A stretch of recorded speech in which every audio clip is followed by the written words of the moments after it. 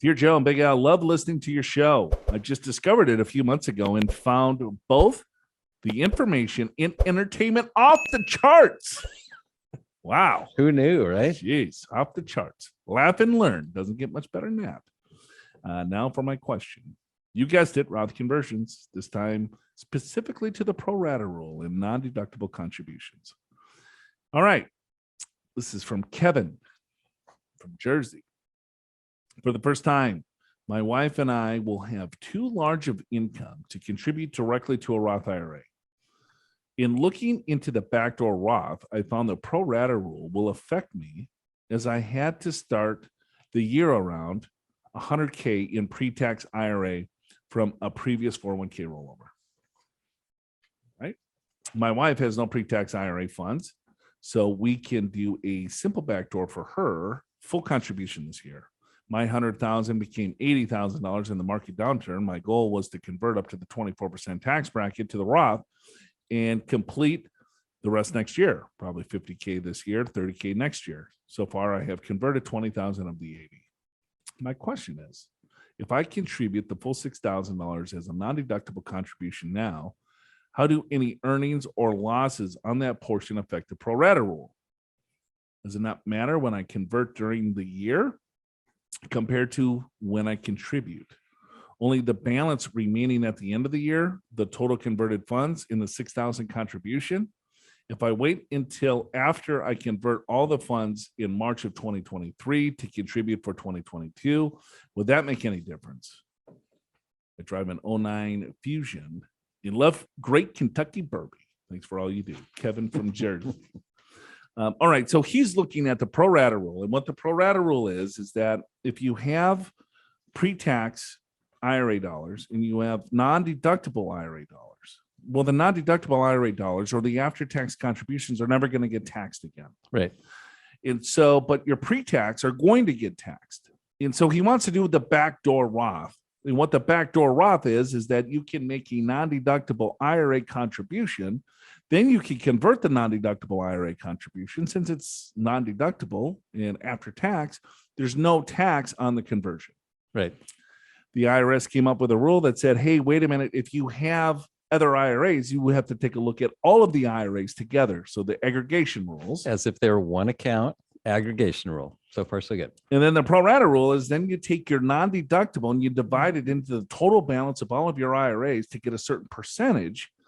And then that will determine what percentage is taxable, what percentage is tax-free. Sure. Okay. Makes sense. So he's trying to figure out, when do they do that calculation? Right? Because he's like, oh, if I do a conversion this year and I do a non-deductible IRA contribution, when do they take a look at the balance of the account to determine the pro-rata rule? Right. Yeah. And so the balance at year end, right? So if he converts now, well, if he does the non-deductible now and converts, but then he rolls back into 401k, then there'd be no IRA, right? And so I believe it would be then tax-free because it's the balance of all IRAs at year end that determine that. On the other hand, if for the next year or for that year, for this year, because and the reason I'm thinking this is because remember when someone takes their 401k right at year end and rolls to an IRA, they've already done the backdoor Roth. It screws that whole thing up because it's the balance at the end of the year. Yes. Yeah, I agree. But I'm also trying to think of, because I could see his point here. Yeah. So let's say if I did a backdoor Roth IRA January 1st, right? I didn't have any other IRAs. And I said, all right, I'm going to do a non-deductible IRA and then convert it into a Roth. Now that's satisfied. Because I'm good right then. But I'm good right then, right? I have no other, I satisfy the pro-rata rule and I satisfy the aggregation rule because I have no other IRAs. Right. But then in June, I roll my 401k of $100,000 into an IRA. Right. So does that backdoor Roth that I did in January, it gets the rules all of a sudden change? They do change because it's the balance at year end. And then, like in this case, the end of December 31st, 2022, even though you did the Backdoor Roth in January of 2022, it doesn't matter. It's what your IRA balances are at year end. Now, and maybe it's in reverse. It shouldn't, I've never even thought of it, but it should work in the reverse, right? In other words, you did the backdoor Roth when you had IRA, but then by year end, you rolled it into 401k, so it's not there. And by the way, the 401k does not count towards this aggregation rule. It's only IRAs.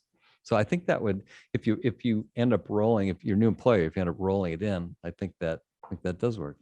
Yeah, no, without question. It's at the end of the year, because I was just thinking, well, wait a minute. How about if he converted, $30,000 and then did the non-deductible IRA contribution and then did the backdoor, his aggregation, right, or the pro rata percentage would be different, but he still has to pay the tax on the 30,000 that same year anyway. So it's all going to work out. Yeah. If you convert everything, it doesn't matter. Right. No, what I'm saying is that if he has $100,000 in an IRA, January 1st, he converts 50,000 of it. Right. Okay. And then in June, he does a $6,000 non-deductible IRA contribution. Sure. So the balance of his IRA is $50,000. Sure. So 6,000 into 50 is what? Yeah, call it 12%. Let's see if you're right. There we go. Of course, I'm right. Okay. So 12% is the pro rata rule. Yep. Do you agree with that? Yeah. So then if he converted the $6,000, 12% of that would be tax free. Yes, I agree with that. But he already but the pro rata rule should have been 6,000 into 100, which is 6%. Right. But he already paid tax on the other 50. So I still think it washes, right? I think, but I'm not 100% sure on that. That's my best hunch. Okay. We're just totally in the weeds here. And that's exactly what I didn't want to get into. I know, me neither. I was reading this question. It's like, how are we going to take this? But so next year, he converts everything and then he does the non-deductible IRA and then converts that. He's fine. Yeah. So if you want to be 100% safe, so this year, do it next year. Yeah, convert whatever you want to convert this year. Don't do a non-deductible IRA. Oh, you know what? Do the non-deductible IRA contribution anyway. Yeah, but then convert it next year. Then convert it next year, right? Yeah, and then you convert everything next year, and then the both non-deductible IRA contributions for this year and next year will be converted, and you won't pay tax on it. I like that. That's a safer bet. All right, look at that. We finally got there. Yeah, and you can do 2 backdoor Roths next year, right? Or you can, because you can do one till April 15th. I mean, you could do it right now and then convert it next year, or you could do 2, one for 2022 and one for 2023 in January, February, March, April 15th. Yeah, because you're making 2 contributions, one for both years. Right, and then convert it. And you're converting everything. You're good. Yeah, if you're converting everything, then yeah, you're all set. Wow, I like when a plan comes together. Are you prepared for retirement? Schedule a free financial assessment with an experienced financial professional right online at purefinancial.com.